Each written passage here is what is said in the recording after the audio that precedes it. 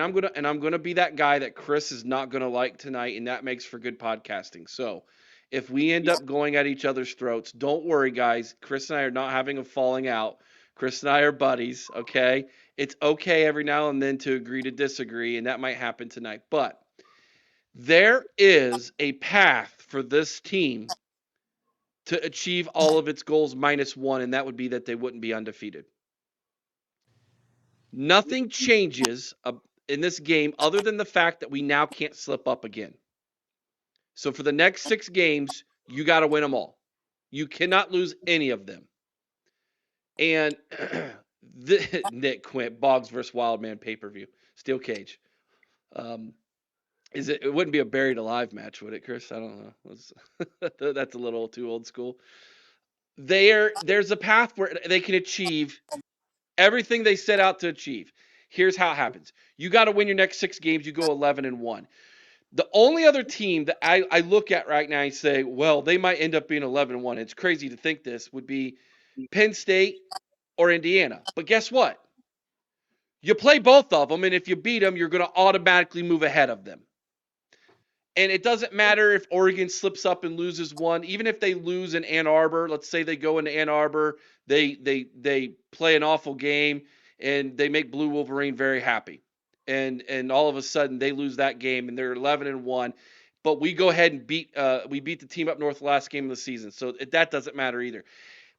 All their goals are achievable, and we're going to get to play them again in Indianapolis, which is a whole heck of a lot closer to Columbus, Ohio than Eugene, Oregon. I said this in the offseason.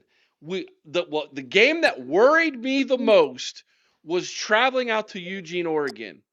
And I almost this week predicted Oregon to win by 3. I almost flipped my score, but I went ahead because you all convinced me how good we looked through the first 5 games.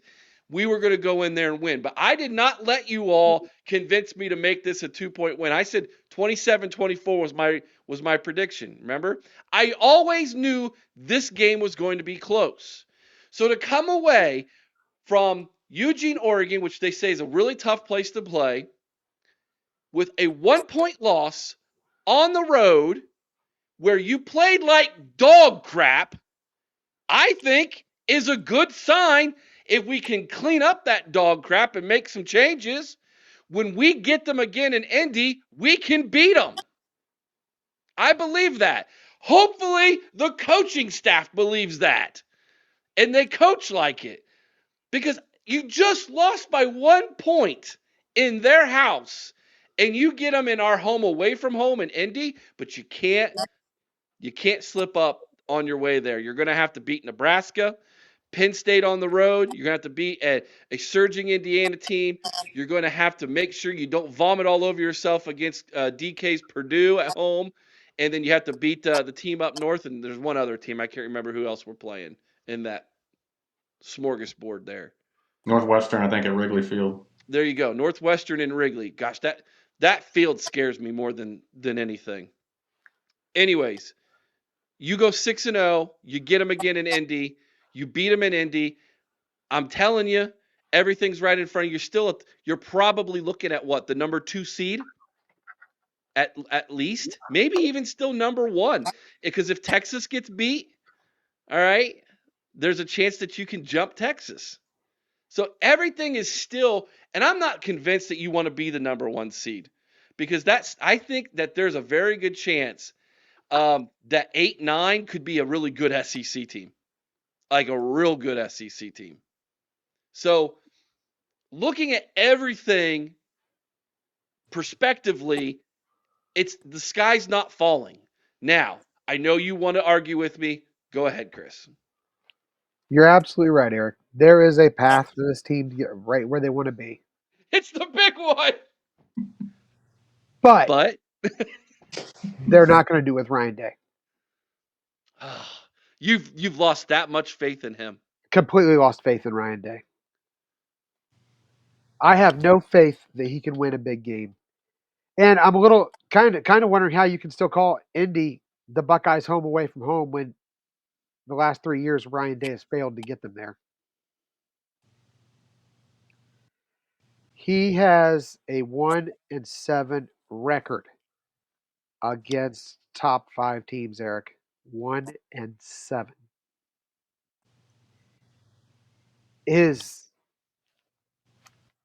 he he coaches from a standpoint of weakness. Weakness. What do you mean by that? He coaches not to lose rather than coaching to win. How so? You heard it yourself. What was his game plan for Oregon? That wasn't his game plan. That That was was his his game that plan. was his statement. That was not his game plan. That was his statement. I can't tell you what the heck the defensive game plan was. I have no idea about what that was. I could tell what the offensive game plan was, and it worked good enough to win the football game. There's no reason why you score 30 points or Yes, Chip more, Kelly's you should offense win the did. football game. Chip Kelly's offense did do enough to win that football game. You know who didn't? Jim Knowles' defense. So why didn't Ryan Day, the head coach, the administrator, the CEO, why didn't he do something about that? Whose feelings was he afraid of hurting? So the only thing I could say that maybe you're saying is he should have stepped in and pulled Burke and put what's his name in Well, absolutely. at corner.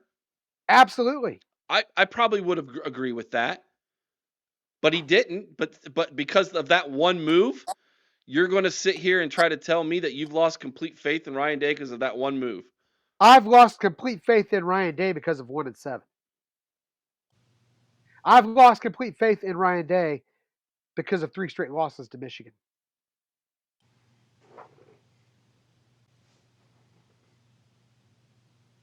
I don't believe Ryan Day is the answer. I didn't believe Ryan Day was the answer last year. At the end of the season, I thought we should have gotten rid of him. And people are going to come online and they're going to say, "Oh, his record is this. His record is this." You know what? It's easy to go out and beat up on the chumps. It's not easy to go out and be. Every game is hard, dude. I'm not going to sit here and try to say that it's look. Who did Urban Meyer lose to his last 2 years? He lost to Purdue He did. and he And lost to Iowa. Iowa. He did. Unranked teams. The So only it's don't way tell me it's Ryan easy. the only way Ryan Day should have a job at Ohio State at the end of this year is if he goes undefeated the rest of the season and wins the national title. With his next loss, if he has another loss at any point this season, he should be fired immediately after that game. Cory, your thoughts? You want to interject yourself into this? I'm kind of agreeing with both you to a degree. That you're right, Eric, and you're absolutely right. I posted it on Twitter that we have all of our goals in front of us. We really do. But I also agree with Chris. I don't necessarily trust them to accomplish that. Now, do I think they'll beat Penn State? Yes. Do I think they'll beat Nebraska? Yes. The team up north, for the love of God, if he doesn't beat them this year in Columbus with that calamity of an offense that they have, fire him right then and there. Don't even think about it. Don't even worry about the next game after that. Just get rid of him because that's pathetic. The last 3 times there's times he should have won. There's times they had 6-year seniors. Then there's a Connor Stallions thing. You just never don't know how much impact that had on the games or not. But I will say this, where I disagree, Chris, a little bit. Well, just a little bit. If he goes and beats the team up north, wins the rest, wins the Big Ten, gets in the college football playoff, he needs to have a good showing in the playoff, but not if he doesn't win the natty. I don't say fire him. I say okay, you're getting close, but I say at least won some big games along the way. But you can't go like first. He wouldn't have first round. He'd have a bye, but you can't go that first game and lose right away. You can't do that. But I would say that's like you've been given an impressive roster. You need to start winning these games. We've given you everything you need to have. You need to start winning these games. You're the CEO now. You got Chip Kelly being another head coach on the team essentially.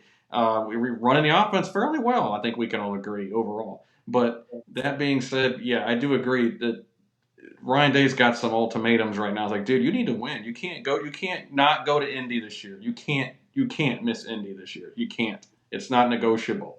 I say if he misses Indy, goodbye. Done with you. We pay you $10 million a year, give you a $20 million, $30 million roster, whatever it is. We get all the transfers we can for you that are high profile players. We've given you the coaching staff you want, where you can pay them whatever you want. You decided on Jim Knowles. Hey, I'm not going to criticize Dave for that. I was on board with Knowles. Now I'm not. But I agree with Chris, though. I don't have faith that they're going to get it done. I just don't anymore. I don't see how simply making the playoff is good enough at this point. I cannot fathom after the amount of No, money I that's said good showing in the no, playoffs. no. I don't even see how a good showing is good enough at this point. With the coaching staff that has been bought and paid for, with the players that have been bought and paid for, Ryan Day had, we said at the beginning of the season, he had everything that he asked for. If he can't get it done now, he's out. Out. Okay. The chat is dying for this. Dying for this. And Renata's just one of many. Let me go back because I think Ryan was the first one who brought it up. Um, I asked you this question yesterday, Chris. I didn't get your answer from it because I think I might have replied to a comment you made on Facebook. And it was, I think you said when the plane touches down in Columbus, he needed to be fired or something on those lines, I think. I No, said, that "What?" wasn't me. Okay. Well, it was But to you the though. sentiment's there. Yeah. Okay. I said, "What's your contingent plan?" You are Ross Bjork, who I think is doing a fantastic job, by the way. And you decide to pull the trigger that you're going to get rid of Ryan Day.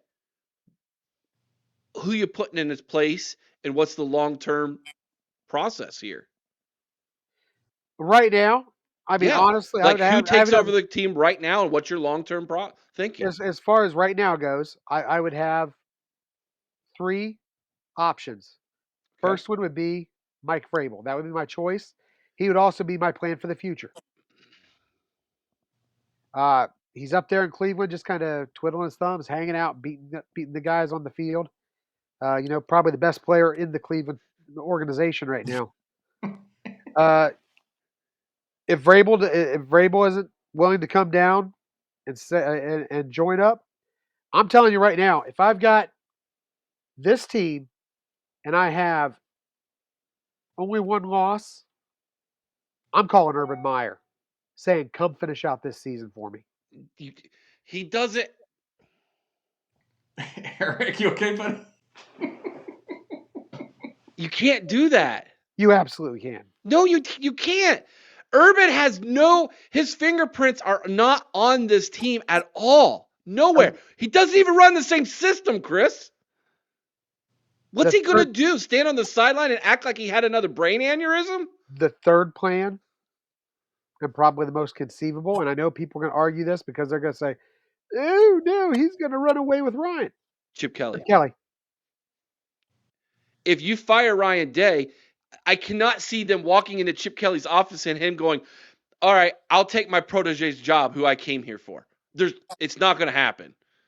There's no way. I don't think Chip At Kelly's a, that much at of a a backstabber. chance for a national title, you don't think he would do it? Think about that. Think about what's missing from I his don't think resume, he has Eric. that killer instinct like that, though. Think about That what's might be missing from his that might be resume. part of the problem.